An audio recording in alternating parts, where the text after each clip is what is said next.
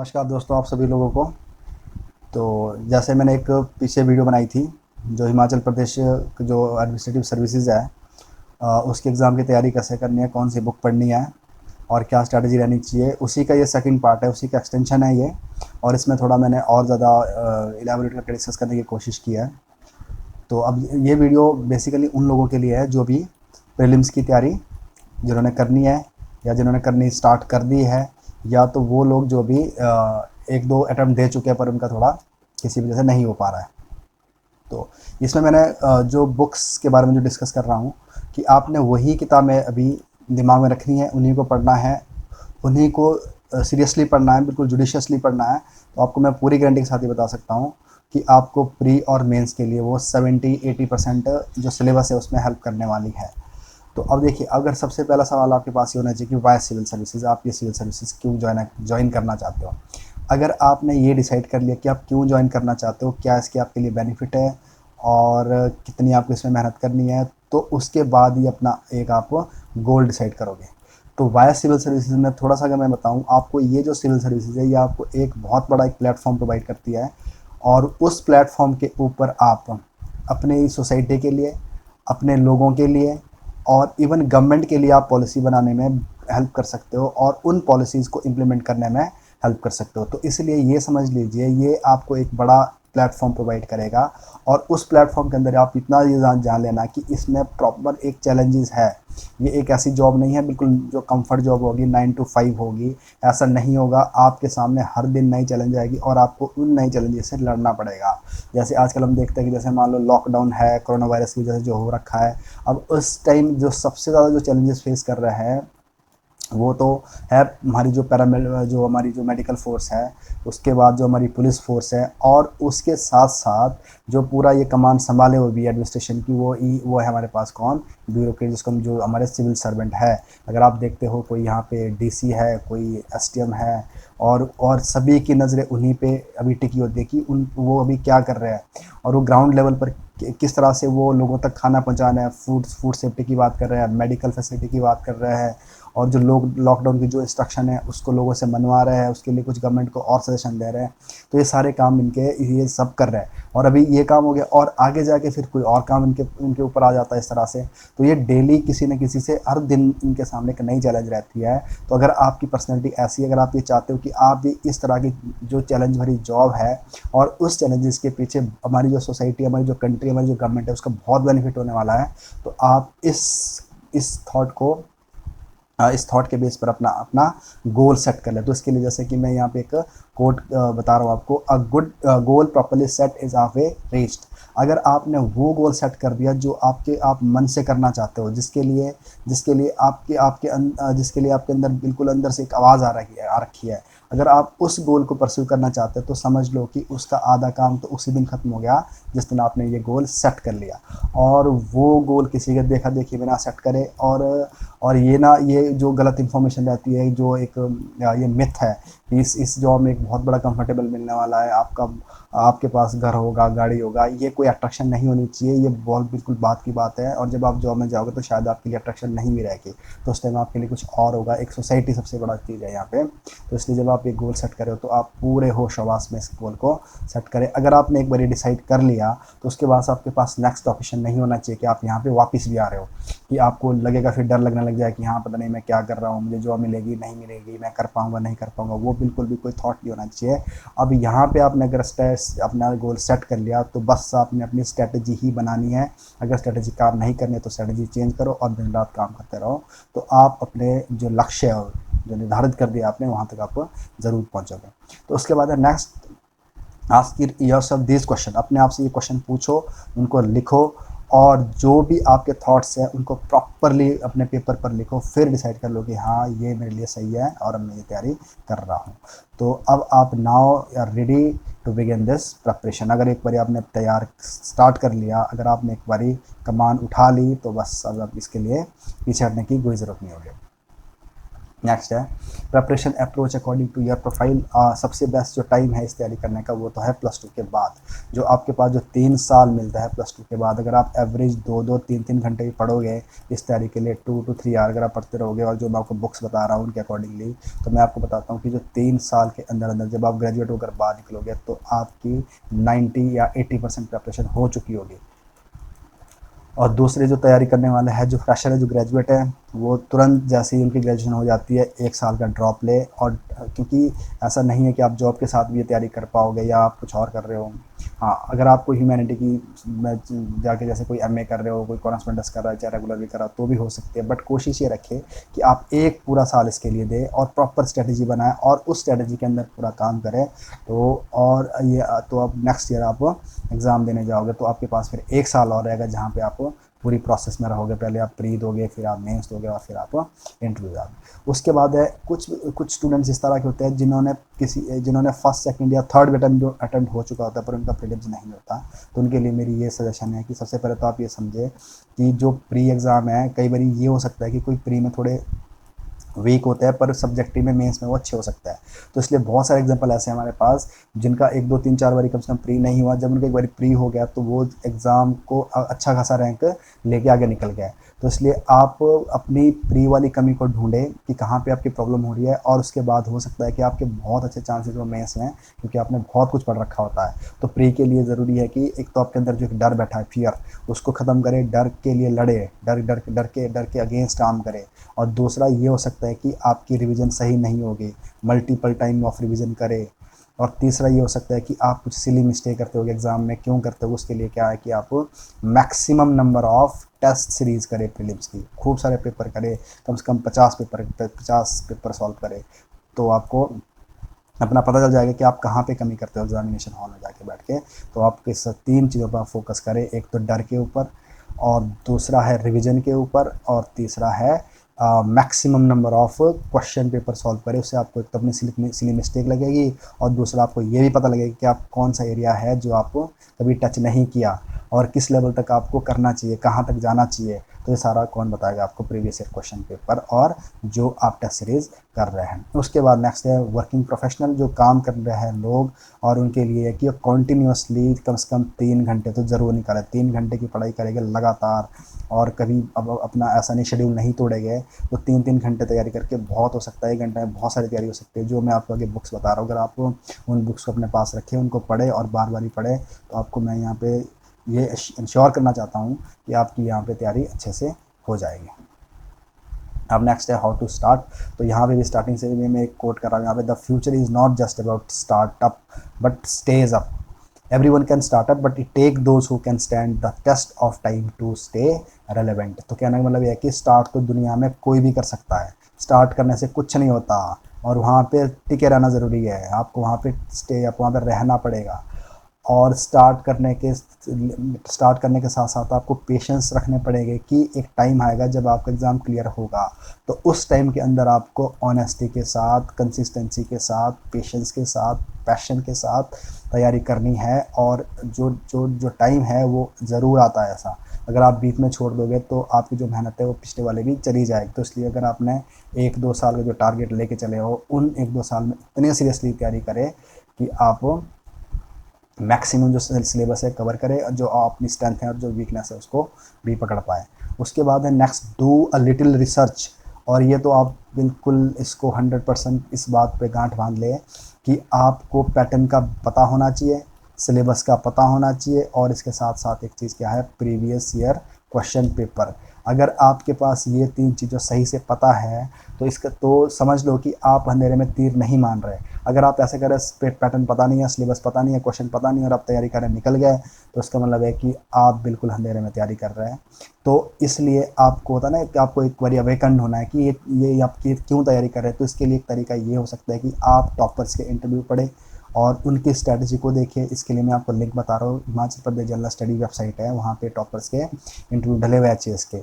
और एक बात यहाँ पे ध्यान ये रखिए कि ऐसा नहीं है कि आप उन टॉपर को कॉपी करना स्टार्ट कर दें, क्योंकि आपकी अपनी पर्सनैलिटी है, उनकी अपनी पर्सनैलिटी है, आपकी अपनी स्ट्रेंथ है, उनकी अलग स्ट्रेंथ है।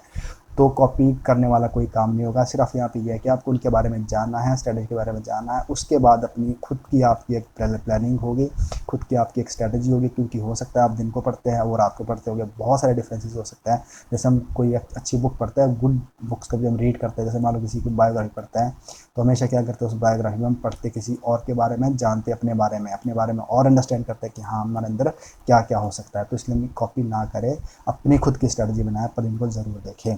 Make the environment conducive for studying and figure out the best place for it. और अगला है कि आपको ये देखना पड़ेगा कि आपको तैयारी कहाँ करनी है, घर में करनी है या कहीं रूम लेके करनी है, या तो कहीं कोचिंग इंस्टीट्यूट ज्वाइन करना है, या आपने सब देखना है। और ये आपकी खुद की कॉल है, खुद की डिस्कशन है, आपको इस तरह से तैयारी करनी है कि कोई कहीं ऐसा ना हो जाए कि आपके 1-2 साल वेस्ट हो जाए।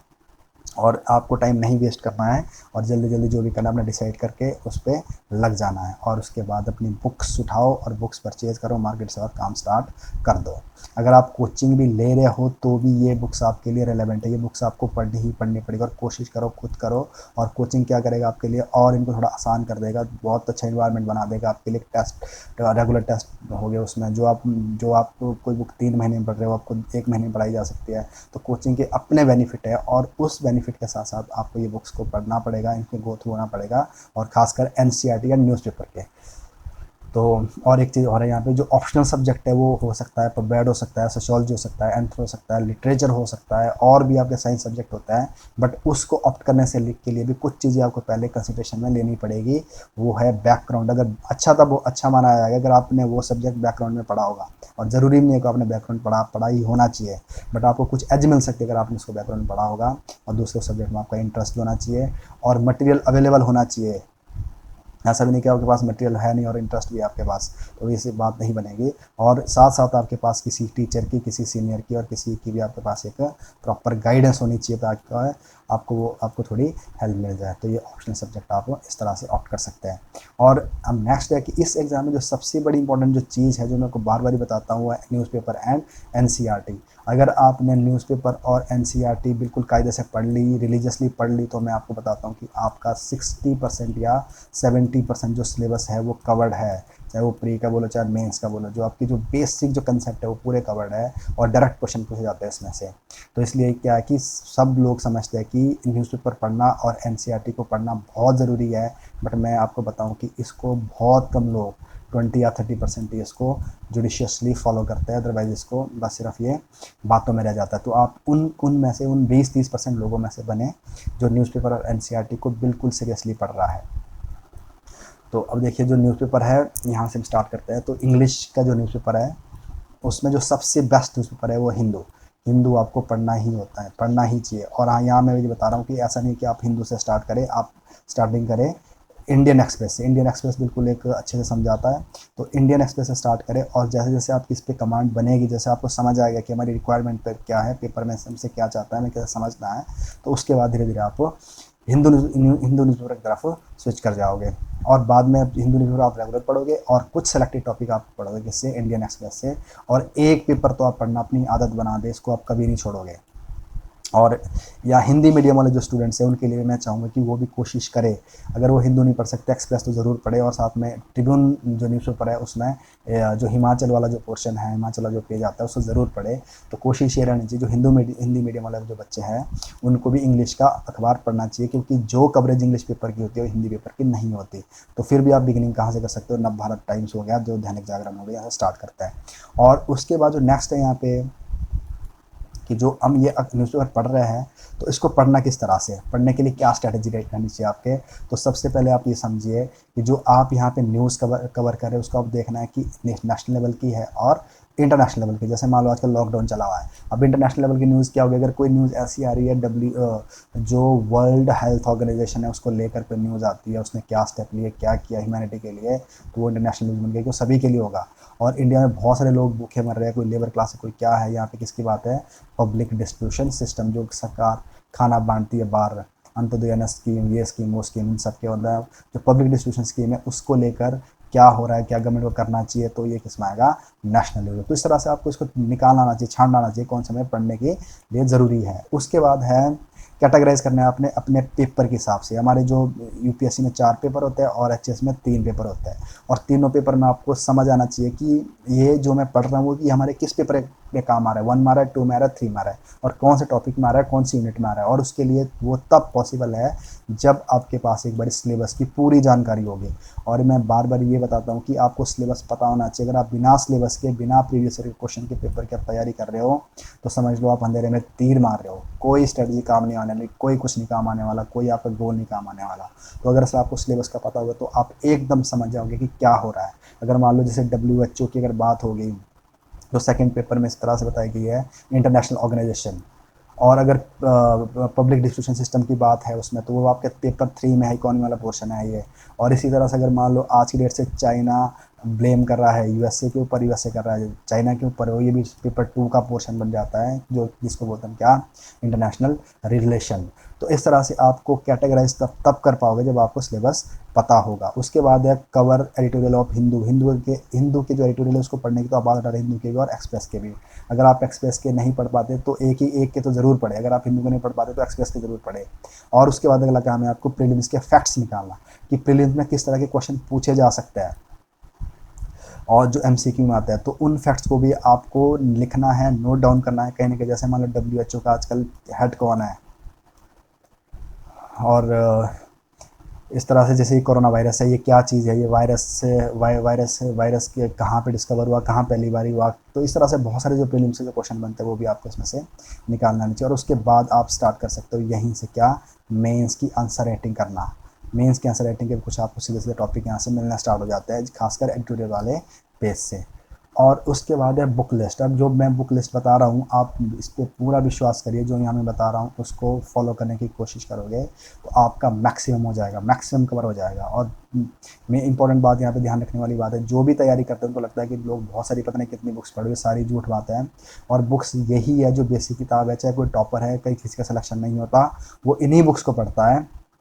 और बस इतना फ़र्क है कि वो इसको पूरे कंसेप्ट क्लियरिटी के साथ पढ़ता है और कम से कम 3-3 4-4 बारी पढ़ता है और रिवीजन के लिए अपने एक जिस्ट तैयार करके रखता है। बस इतना फ़र्क होता है। तो ये बात आप समझो, किताबें यही है और इन्हीं से टॉपर बनते होते हैं। तो यहाँ से हम बात करते हैं हिस्ट्री ऑफ इंडिया, इंडियन जो नेशनल मूवमेंट है। तो हिस्ट्री में कौन सी आती है हमारी, एंशंट हिस्ट्री आती है, मिडिवल हिस्ट्री आती है और मॉडर्न हिस्ट्री आती है। अगर मान लो हिस्ट्री में प्री में 15 क्वेश्चन आते हैं, 15 में से 10 क्वेश्चन तो समझ लो आप मॉडर्न में से आ गए, और जो 5 क्वेश्चन है वो आते हैं एंशंट में से। और मिडिवल हिस्ट्री का आपका मेंस और प्री में इतना सिलेबस नहीं है, सिर्फ ये किसमें आता है, कल्चर में।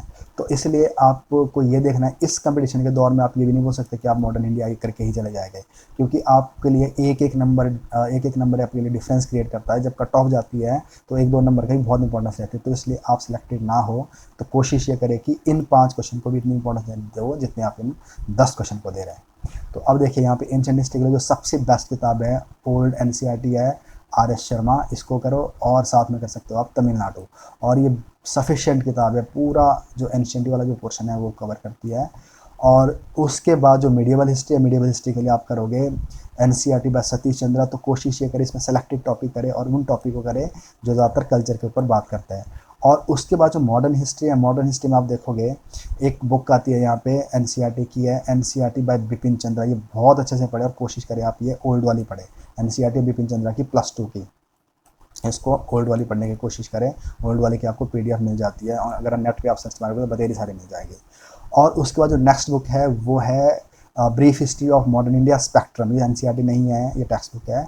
तो इसको आप स्पेक्ट्रम की जो बुक है ये वाली किताब है, इसको पढ़ें।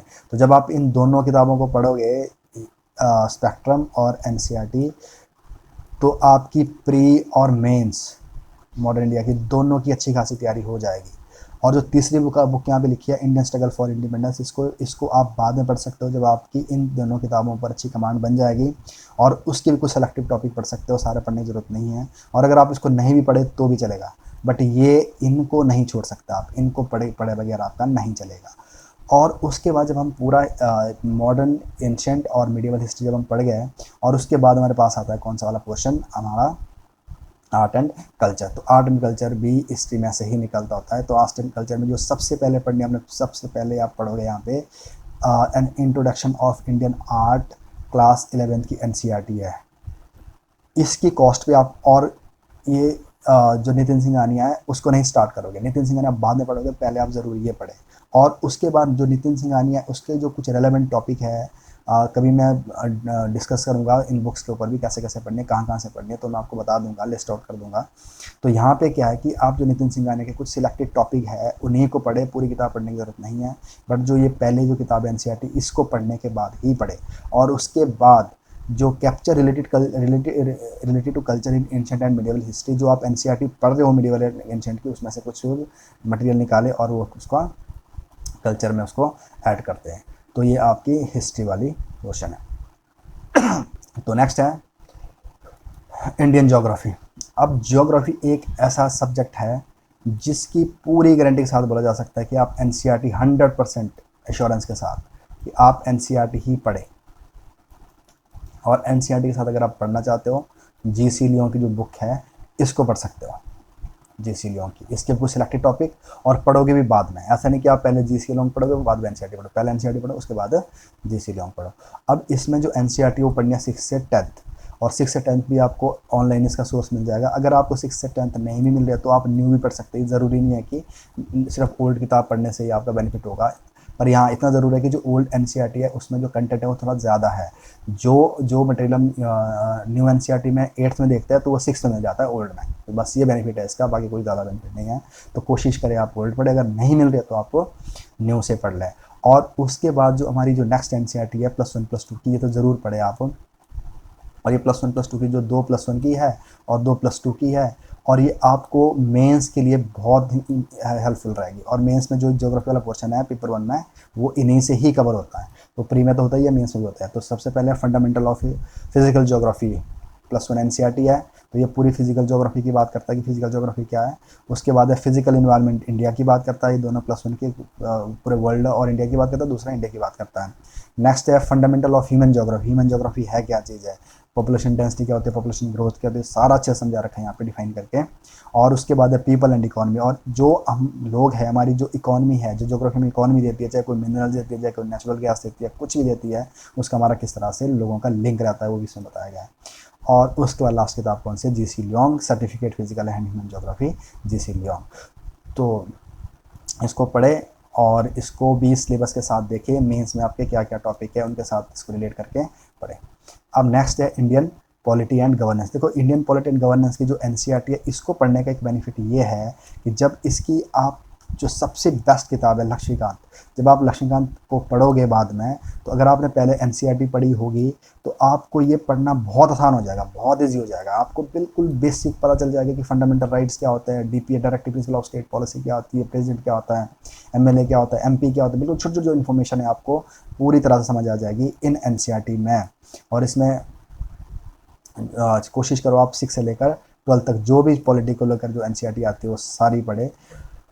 तो और बस बाद में जो आपको जो मेन चीज़ है वो है इंडियन पॉलिटी, लक्ष्मीकांत। ये इंपॉर्टेंट किताब है, ये प्री और मेंस के लिए दोनों के लिए ज़रूरी है। और इससे बाहर क्वेश्चन नहीं आता। अगर प्री में 12 से 15 क्वेश्चन आते हैं प्री में पॉलिटी में से, ये सब के सब क्वेश्चन इसी में से होते हैं। अगर हाँ 1-2 क्वेश्चन अगर करंट में आते हो सकता है थोड़े से बाहर, वो भी करंट के कहीं ना कहीं इनडायरेक्टली साथ जुड़े होते हैं। और मेंस में भी सारा इसी में से ही आ जाता है जो पॉलिटी वाला पोर्शन है। तो इसलिए आप लक्ष्मीकांत को तो अच्छे से पढ़े, और इतना सा ज़रूर समझे कि एक बारी पढ़ने से कुछ नहीं होगा, कम से कम आपको 2-3 रीडिंग देनी पड़ेगी लक्ष्मीकांत में। और उसके बाद है economic and social development, sustainable development, poverty inclusion, demographics, social sector initiative. और अब जो इकोनॉमी वाला जो पोर्शन है, ये देखो इकोनॉमी एक ऐसा सब्जेक्ट है, ये दोनों के लिए थोड़ा मुसीबत रहता है। चाहे कोई ह्यूमैनिटी वाला सब्जेक्ट से आर्ट्स से पढ़कर आए हो और चाहे साइंस वाले हैं, तो दोनों के लिए मुश्किल सब्जेक्ट आता है, क्योंकि ये आर्ट्स वालों ने ज़्यादातर नहीं पढ़ा होता और साइंस वालों ने नहीं पढ़ा होता। और दूसरा क्या है कि जो हमारी डे टू डे जब हम न्यूज़पेपर पढ़ते हैं तो न्यूज़पेपर में हमेशा ही कोई ना कोई इकोनॉमी की टर्म आती है। तो अगर हमें इकोनॉमी की बेसिक नहीं पता होगा तो हम यहाँ पे न्यूज़पेपर भी नहीं पढ़ पाते। तो इसलिए, और ये एक हमेशा डर रहता है, तो इसलिए इस डर को निकालने का बेस्ट तरीका है कि इसको शुरू से इसके ऊपर पकड़ बनाएं और इसके जो बेसिक कंसेप्ट है वो एनसीईआरटी से समझ ले। तो यहाँ पे बात की गई है +1 +2 की, पर आपने कर पढ़ना है 9th और 10th की भी पढ़नी है। तो याद रखें 9th 10th एंड +2 तक की एनसीईआरटी आपने पढ़नी है। और जो +1 की एनसीईआरटी वो है इंडियन इकोनॉमिक डेवलपमेंट, और ये बहुत अच्छा समझाया गया है कि इंडिया में इकोनॉमिक डेवलपमेंट कैसी हो। जैसे मान लो न्यू इकोनॉमिक रिफॉर्म 1991 में आए थे, जिसको हम LPG, लिबरलाइजेशन, प्राइवेटाइजेशन, ग्लोबलाइजेशन बोलते हैं।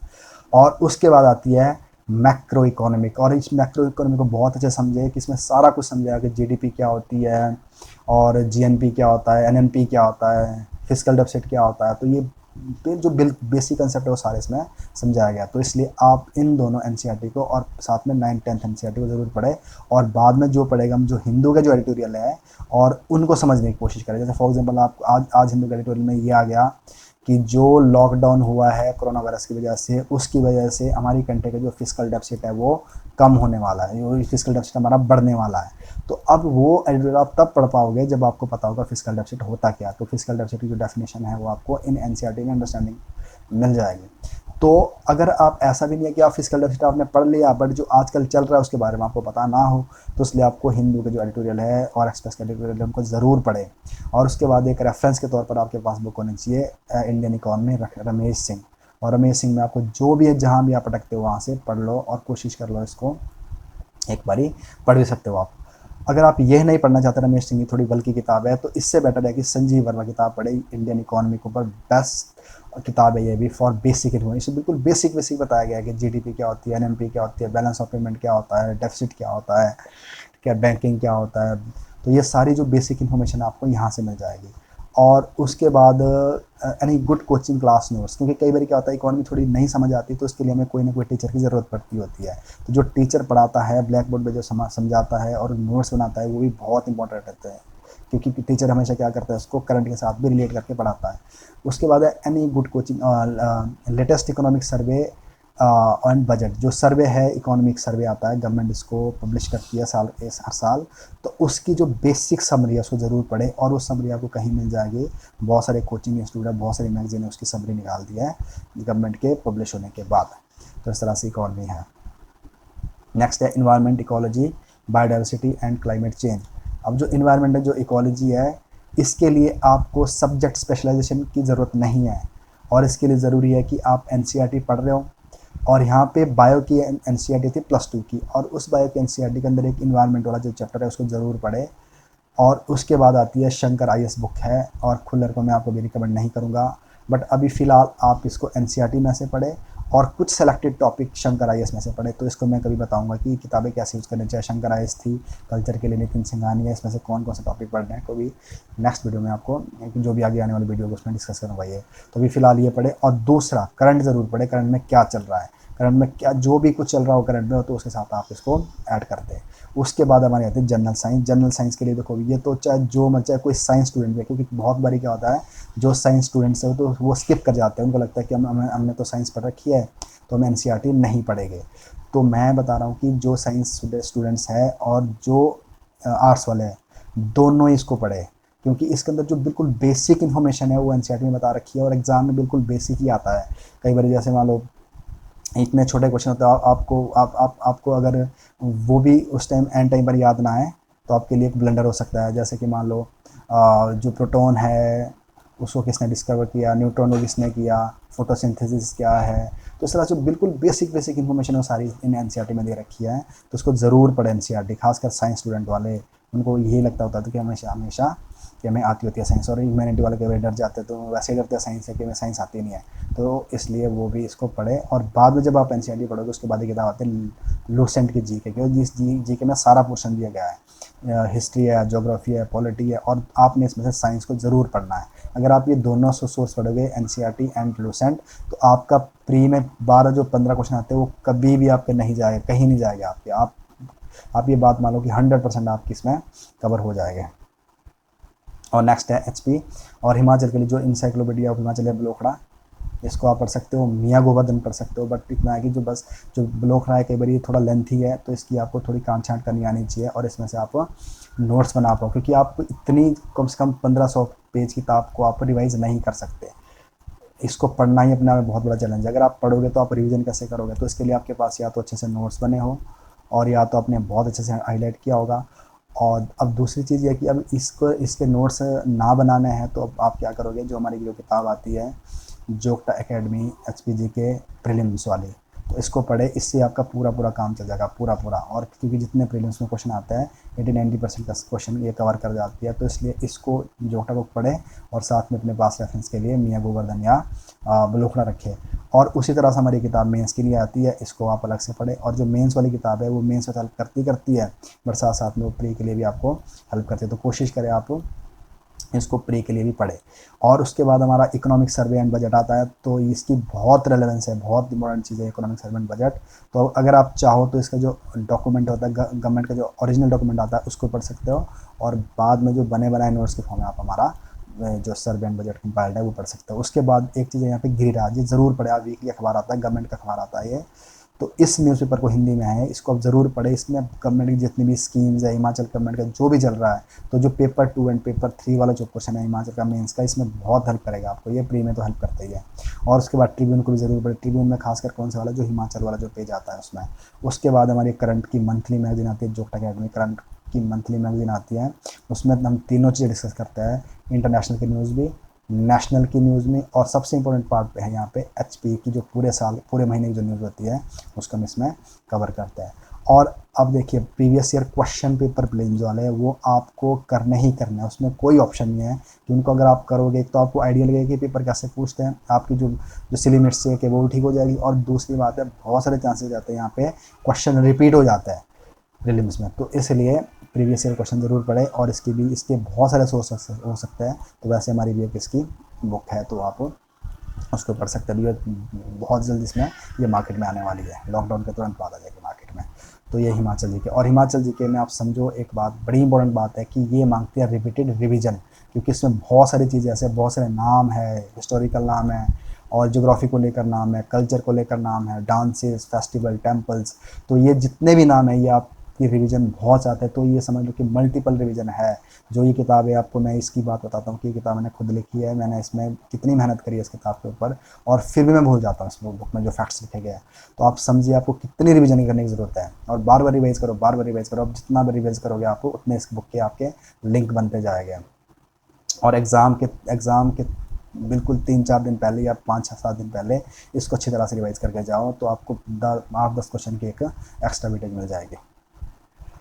उसके बाद नेक्स्ट है, तो जो भी आप पढ़ रहे हो मेक योर ओन नोट्स, क्योंकि आप सारा बाद में कैसे इकट्ठे करोगे, कितनी सारी बुक्स पढ़ी होगी आपकी, तो नोट्स आपके होने चाहिए, बिल्कुल कंपाइल्ड नोट्स होने चाहिए।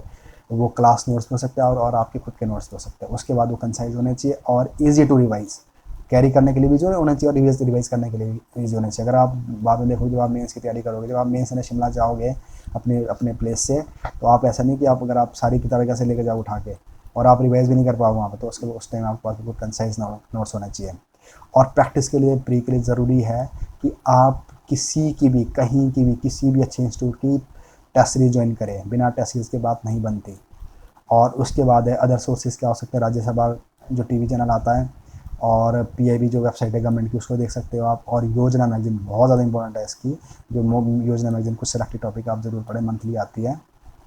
तो इस तरह से अगर आपकी सारी तैयारी हो गई है, तो अब अपनी एक स्ट्रेटजी बनाएं, और जो स्ट्रेटजी बनेगी आपकी, उस स्ट्रेटजी को आप इम्प्लीमेंट करें और उसको एग्जीक्यूट करें। तो दोनों का होना ज़रूरी है, स्ट्रेटजी बनाना भी ज़रूरी है और एग्जीक्यूट करना भी ज़रूरी है। ऐसा ना हो कि आपने स्ट्रेटजी बना दी और काम कर नहीं रहे हो, और काम कर रहे हो और वो पता नहीं बिना बिना देखे काम कर रहे हो, बिना सोचे समझे काम कर रहे हो, तो भी गलत चीज़ है।